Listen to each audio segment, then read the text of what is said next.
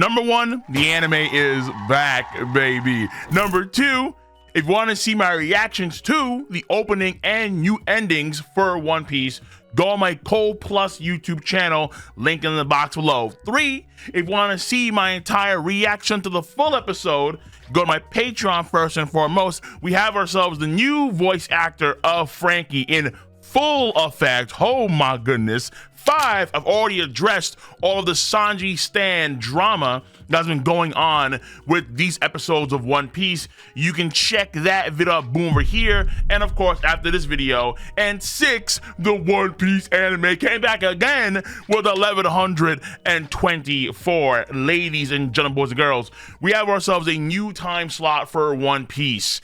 And things are already, the drama, lovely, the animation, lovely, the content, lovely. This is crazy. There was a lot to process across the board, both ups and downs for the latest episodes of One Piece. But the fact of the matter is that it's a sign that we're kind of getting that oomph back in the community because, keep it a stack, One Piece Fishman Island logs.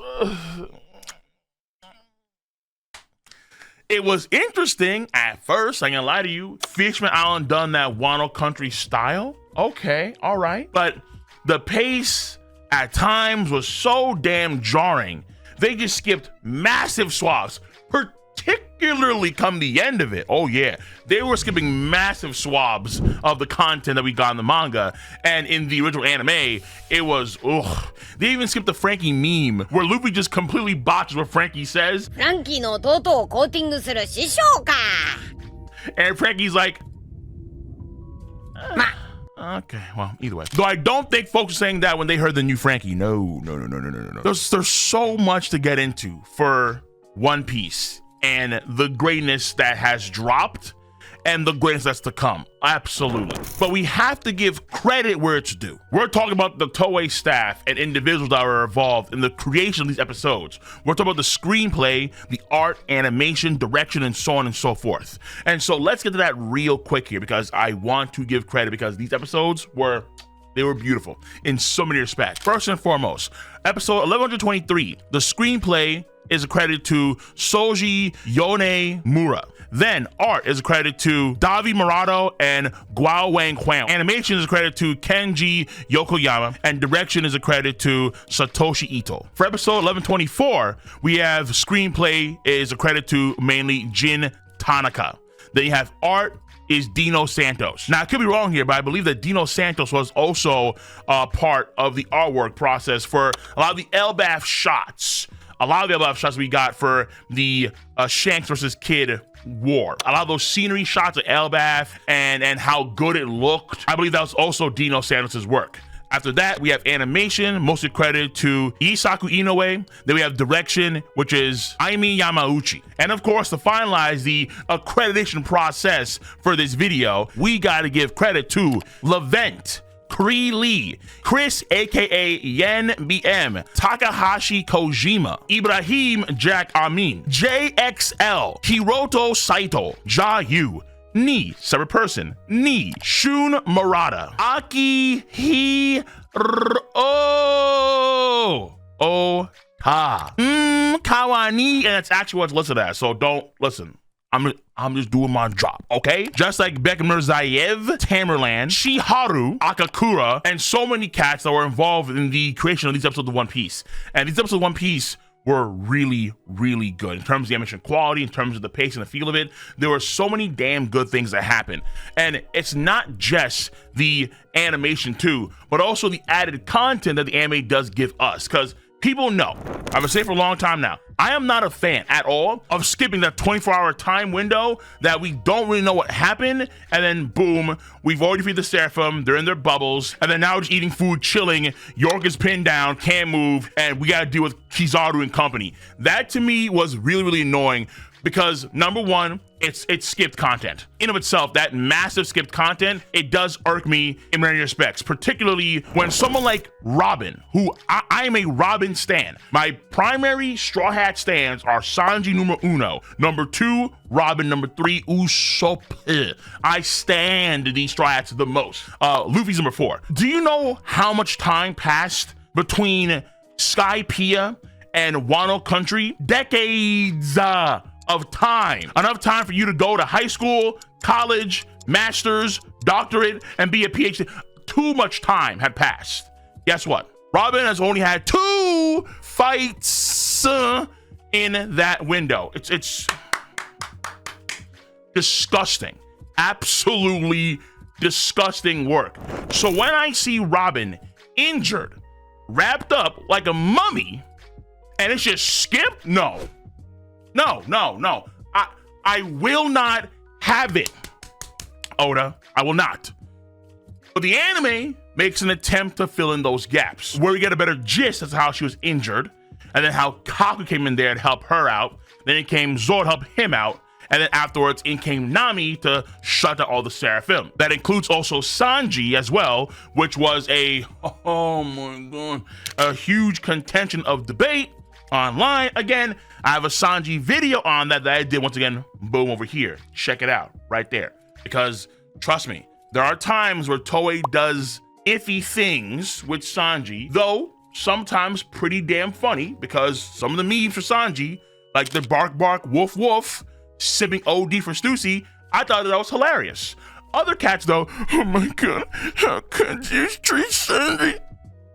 And listen, we are all fans of Sanji in our own respective ways, at our own respective levels. And there are cats that are way bigger stands than me. I thought wasn't a big deal. Because keep in mind that based on the manga perspective, there were a lot of people that believe you could just full on negate all the Seraphim stuff if you had Conqueror's Haki Infusion, which Luffy and Zoro have. They have Conqueror's Haki Infusion, but they seemingly, for God knows how much time, could not put down a Seraphim. Even when Zoro comes in there to help Kaku, it's ultimately Nami that comes later on with the bubble gun to subdue the Seraphim. So even then, Zoro cannot put down the Seraphim with Conqueror's Haki Infusion. So the question of that Lunarian physique and how you can bypass that physique, because when their Charmander flames are on, they are damn near immortal. Aizen Hyogoku stuff is going on there. How do you bypass that? And when they were defeated, we had questions and they weren't really answered in the manga, but in the anime, at least they attempt to do that. So in terms of storytelling, the anime, I think, just by default now, is better than the manga. Though we have to wait to see how things finish off in the arc, but I would say right now it is better, just by default. That's the first thing. After this though, animation was across the board really good. And I think, this is my hunch here, okay? My guesstimation, based on a lot of experience, based on my anime know-how, which is pretty damn deep and knowledgeable. I mean, I have seen it all. I've seen it all, baby. And one of the things that folks don't realize that's a very important thing for animation production and for shows is time slots. I'm actually a big fan of another Toei show called Dragon Quest: The Adventure of Dot. And this show came out at an earlier morning time slot in Japan, which is why it came out late at night around like 10 or 9 p.m.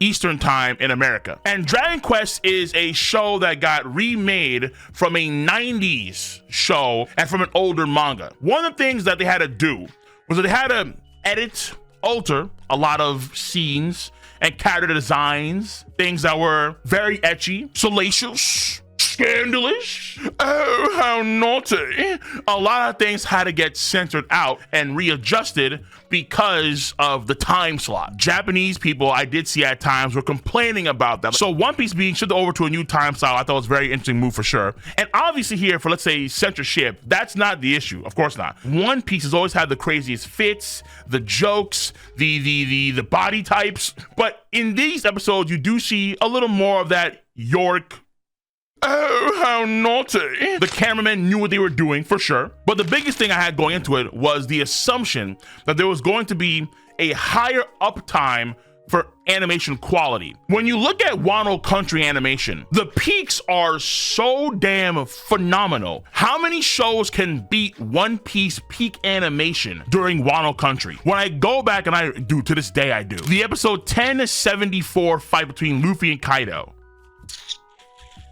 Oh, The episode 1074 fight, Luffy versus Kaido, is to this day, and I will stand on it, it is some of the best animation across the spectrum, whether it be lighting, whether it be sound effects, choreography, you name it. It is some of the best animation to ever exist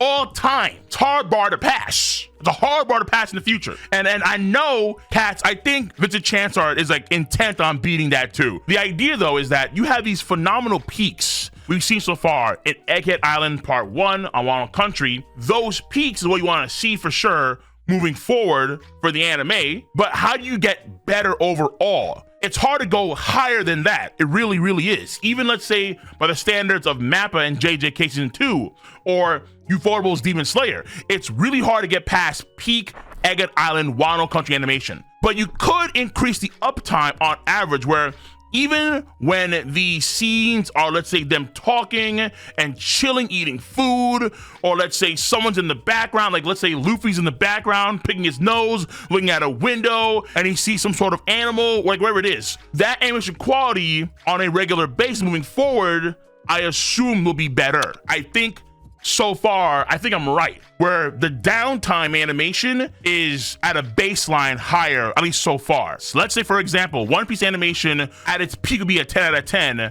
but on average would, let's say, be a 6 out of 10. Now it's like a 7 or 8 out of 10. But even still, you had some really phenomenal scenes, like the Kizaru scenes, where Kizaru takes out one of the sea beasts because the giraffe is going rabid. And oh my God, Kaku, we have to do it to you. Bing!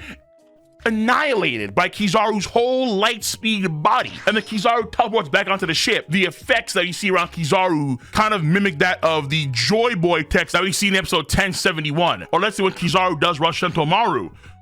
Bro, animation was nice, bro. The Yata no Kagami, and then you have Kizaru doing that kick. You see him in light speed, just cock back that leg. Sentomaru, my guard is the strongest in the world. Beautiful, beautiful, beautiful, beautiful animation. Even let's say Luffy's walk up when he's walking back to where York is to talk to the elders.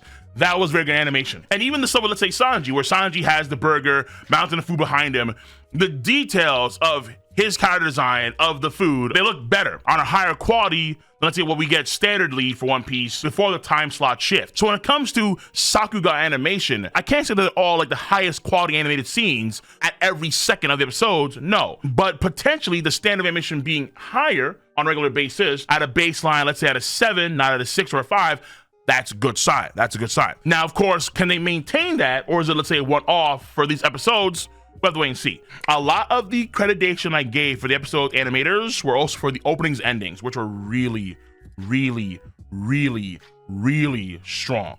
The ending is very strong, man. That last shot of just Bonnie in the grasslands, and then she goes down the hill, and you got Kuma all yoked up in the distance. I'm like, that... Brother, that was good. That was really, really, really damn good. Absolute. The Bonnie point of view shots in the opening were really, really good. But the focus on just Bonnie and Kuma for the ending were, And I think Takahashi Kojima was the one that was predominantly responsible for the ending of the One Piece anime. Again, very, very, very strong there. Now, what was something that was on the weaker side, or I guess something that we had kind of have to get used to, the voice acting. Franky, yo. I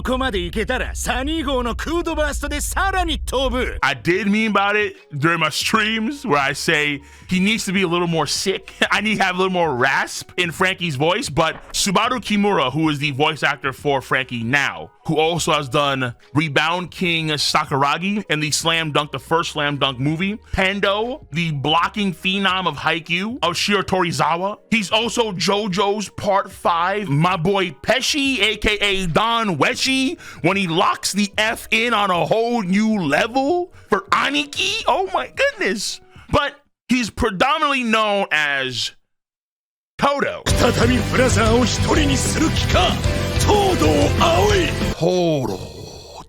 from Jujutsu Kaisen, bro. So again, animation across the board was great. Okay, even the eye catcher was just really, really nice eye catcher. But the voice acting, again, for the most part, very good. I think Kimura needs a little more rasp. It's almost like Franky in the pre-time skip when he drinks the tea. He's just too smooth. He's too smooth. I can hear the Toto as clear as crystal. And to be fair, as a JJK fan, as a Toto stan, oh yeah, bro. Listen, I don't hear super, I hear bruzza. That's what I hear when I hear Franky now. I'm coming for super. Bruzza! I'm hearing bruzza. I like bruzza, but I want super. So, Franky is gonna take some time of getting used to. That is for sure. And when I say time, I'm really like time. Like, don't be surprised a year from now, I'm still gonna be like, yo, by the way, Franky, man.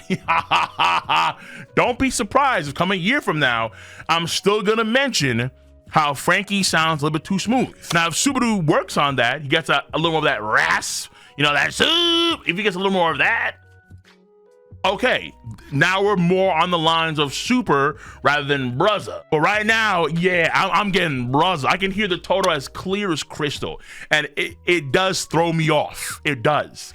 He's not bad. He's not bad at all. But what we're accustomed to, and we are very picky eaters as One Piece fans, I'm seeing a little too many pickles. A little too many pickles on my burger. But I need to hear a little more of that. You know, like a little more of that lung cancer. You know what I'm saying, bro? Yeah, he been like, super. Oi, chopper. Now, oi, chopper. He's so smooth. Again, Franky tea time versus Franky Coca-Cola. I want Coca-Cola. All right, not zero sugar, not diet. High fructose corn syrup infused Franky. This is tea time. Green tea, no sugar added Franky. Straight from the leaf. Smooth, man. All right. But overall, One Piece anime is back. We lit, and we here back for the ride. Waiting forward to the greatness to come, because I do not doubt it is going to come in spades. Let me know your stance on the episodes I talked about, and expect more content to come, no doubt about that. So on that note, I'm going to catch you guys and gals on the flip side. Take it easy. Stay safe. Have a nice one. See you. Bye-bye.